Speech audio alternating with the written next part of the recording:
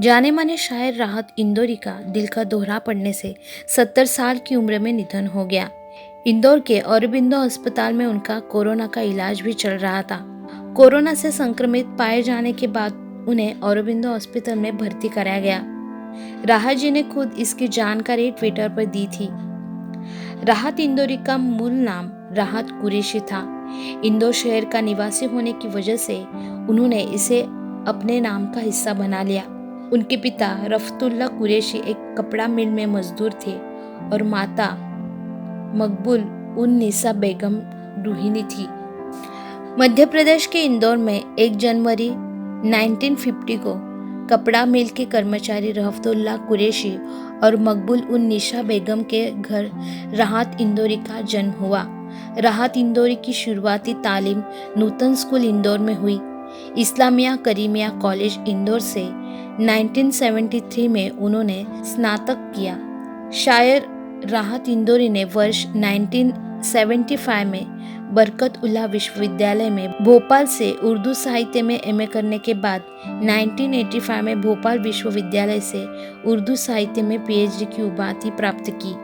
बाद में कुछ समय तक राहत जी ने इंद्र कुमार कॉलेज इंदौर में उर्दू साहित्य का अध्यापन कार्य शुरू किया।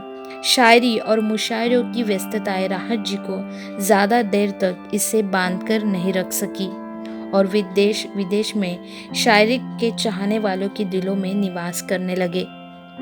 वो पिछले 45 सालों से मुशायरे और कवि सम्मेलनों की जान बनाए हुए थे। उनकी लोकप्रियता दुनिया के तमाम देशों में थी और वे कई देशों में जा चुके थे। वे कवि सम्मेलनों के साथ ही बॉलीवुड की कई फिल्मों में भी संगीत दे चुके थे। राहत इंदौरी पुरानी पीढ़ी के साथ ही नई जनरेशन में भी प्रसिद्ध थे। उनकी कविता वो बुलाती है मगर जाने का नहीं टिकटॉक पर बहुत ज़्यादा वायरल थी। वे शायर होने के साथ ही एक अच्छे पेंटर भी थे। राहत जी का बचपन काफ़ी मुश्किलों से भरा था। उन्हें आर्थिक दिक्कतों का सामना भी करना पड़ा।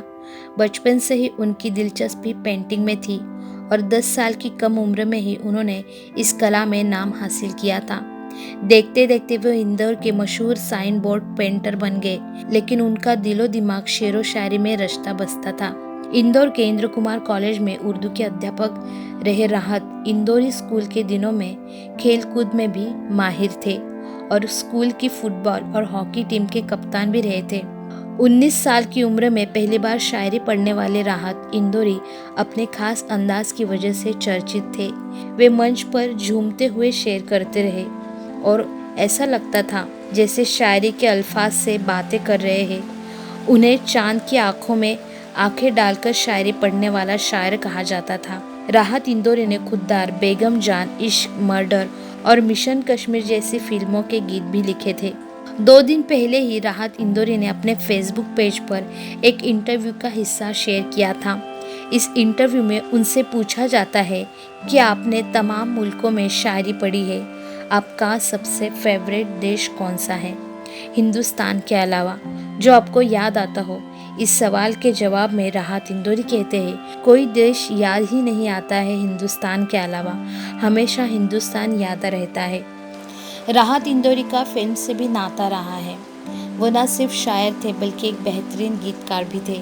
उन्होंने कुमार सानू, अलका याग्निक, श्रेया घोषाल, सुनिधि चौहान, अनुराधा पोडबाल और अरिजीत सिंह जैसे गायकों के लिए अपनी कलम चलाई थी। बॉलीवुड फिल्म का पहला गाना राहत ने मैं तेरा आशिक के लिए लिखा, मेरा ख्याल नाम के इस गाने को अनुराधा पोडबाल ने गाया। इसके बाद उन्होंने अनुराधा के लिए आशिया और मिशन कश्मीर जैसे फिल्मों के लिए गाना लिखा। एक दौर था जब फिल्म दर फिल्म कुमार सानू और अलका याग्निक लगातार गाने गा रहे थे।